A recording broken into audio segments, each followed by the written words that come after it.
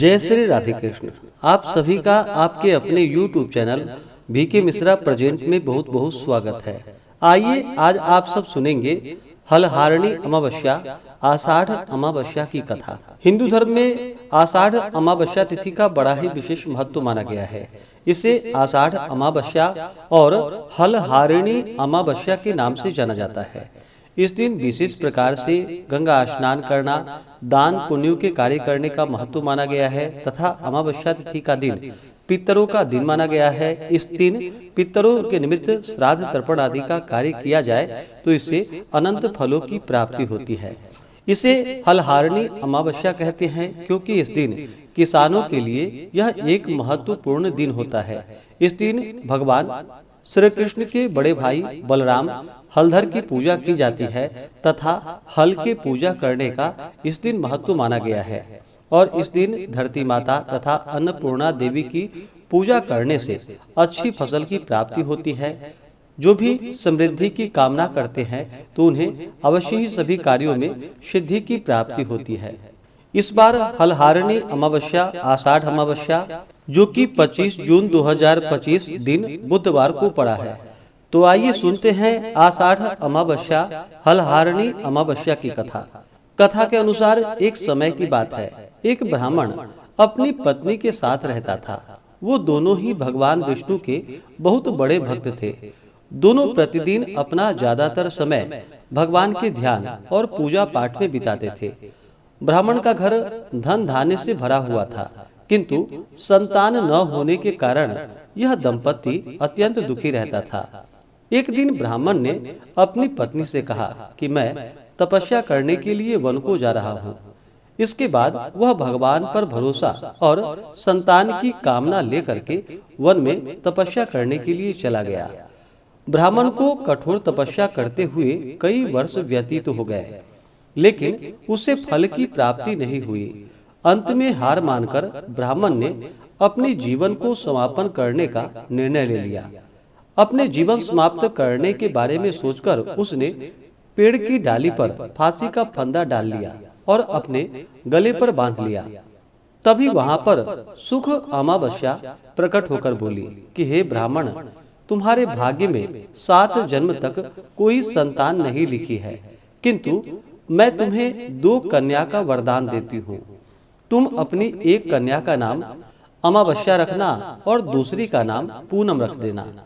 तुम अपनी स्त्री से कहना कि वह 1 वर्ष तक सुख अमावस्या का व्रत रखे और अमावस्या के दिन 1 कटोरी चावल भरकर उस पर दक्षिणा रखकर दान कर दे। सुख अमावस्या की बातें सुनकर ब्राह्मण घर आया और ये पूरा वृतांत उसने अपनी पत्नी को सुनाया। सुख अमावस्या के आदेश के अनुसार ब्राह्मणी ने व्रत रखना आरंभ कर दिया। कुछ दिनों के बाद ब्राह्मण के घर 2 कन्याओं ने जन्म लिया, जिसमें से एक कन्या का नाम अमावस्या और दूसरी का नाम पूनम रखा गया। जब ब्राह्मण की दोनों बेटियां बड़ी हुई तो ब्राह्मण ने उसका विवाह कर दिया। बड़ी बहन अमावस्या धार्मिक प्रवृत्ति की थी। वह काफी समय भगवान की पूजा और धर्म कर्म में व्यतीत करती थी। इसके विपरीत पूनम भगवान को बिल्कुल भी नहीं मानती थी। बड़ी बहन अमावस्या के घर में सुख समृद्धि का भंडार था, पर छोटी बहन के घर में दरिद्रता छाई हुई थी। जब बड़ी बहन अमावस्या को अपनी छोटी बहन पूनम के बारे में पता चला कि वो बहुत दुखी है, तब अमावस्या अपनी बहन के लिए ढेर सारा सामान लेकर उसके घर उससे मिलने के लिए गई।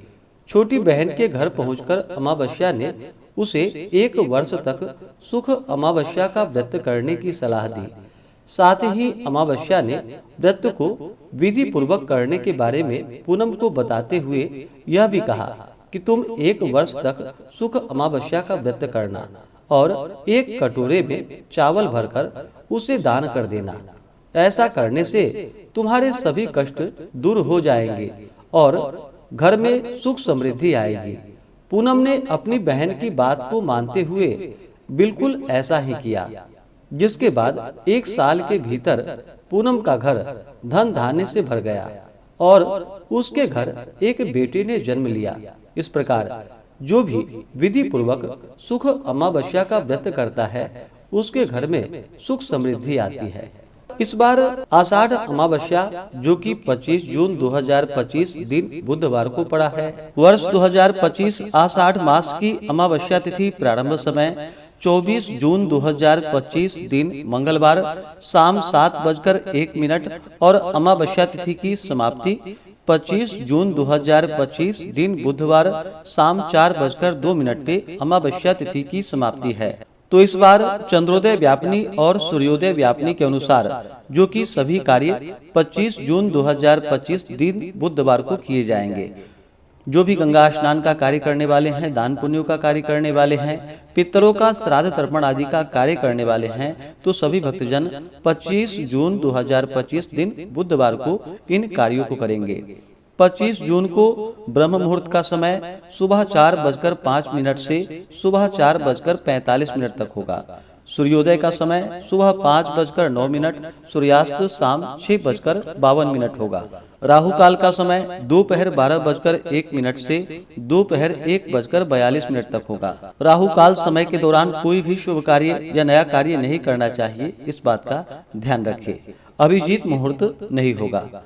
प्रातः काल पूजा का शुभ मुहूर्त सुबह 4:25 से सुबह 5:25 तक होगा। शाम को पूजा का मुहूर्त शाम 7:23 से रात्रि 8:23 तक होगा। विजय मुहूर्त का समय दोपहर 2:43 से दोपहर 3:39 तक होगा। गोधूली मुहूर्त का समय शाम 7:21 से शाम 7:42 तक होगा। नक्षत्र मृगशिरा होगा सुबह 10:40 तक, उसके बाद आद्रा नक्षत्र होगा।